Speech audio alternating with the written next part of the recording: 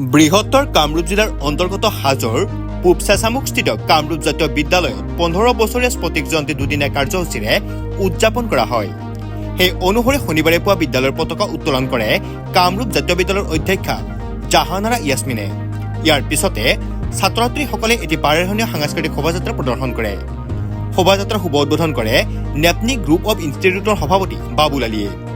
শোভাযাত্ৰাৰ পিছতে বিদ্যালয়ৰ প্ৰাক্তন ছাত্ৰ ছাত্ৰী আৰু বৰ্তমানৰ অধ্যয়নৰত ছাত্ৰ ছাত্ৰীৰ দ্বাৰা সাংস্কৃতিক অনুষ্ঠান পৰিৱেশন কৰা হয়। ঠিক একেদৰে প্ৰাক্তন ছাত্ৰ ছাত্ৰীৰ সম্বৰ্ধনাৰ অনুষ্ঠান বঁটা বিতৰণী অনুষ্ঠান সম্পন্ন কৰা হয়। বঁটা বিতৰণী অনুষ্ঠানত অজাপৰ সভাপতি লুৰেণজ্যোতি গগৈয়ে মুখ্য অতিথিৰ আসন অলংকৃত কৰি ছাত্ৰ ছাত্ৰীৰ শৈক্ষিক, অৰ্থনৈতিক, সামাজিক উন্নয়নৰ দিশত গঠনমূলক বক্তৃতা আগবঢ়ায় আৰু আবেলি ভাগত সাংস্কৃতিক অনুষ্ঠান কাৰ্যসূচীৰো অনুষ্ঠিত কৰা হয়।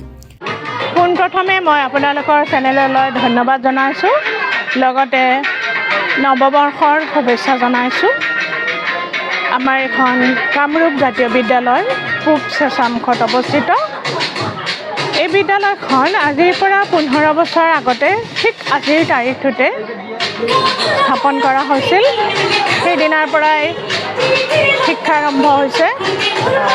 সেই তেতিয়াৰ পৰাই আজি 15 বছৰ পাৰ হৈ গ'ল। বহুতো ঘাত প্ৰতিঘাত বিভিন্ন অসুবিধাৰ মাজেৰে আমি আজি এই অৱস্থাত উপনীত হৈছোঁ।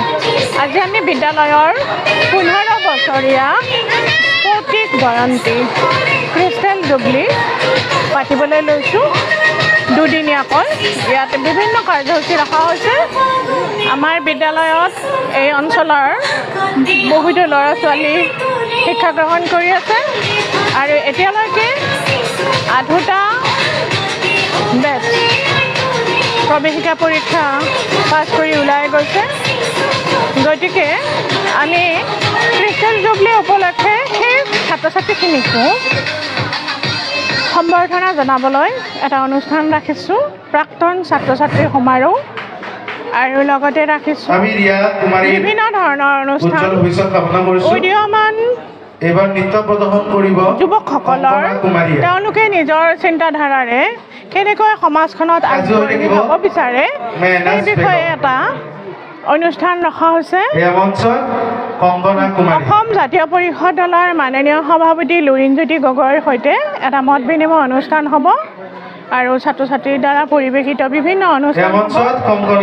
তাৰোপৰি যোৱা 26 ডিচেম্বৰৰ পৰা বিদ্যালয়ত খেল সপ্তাহ চলি আছিলে।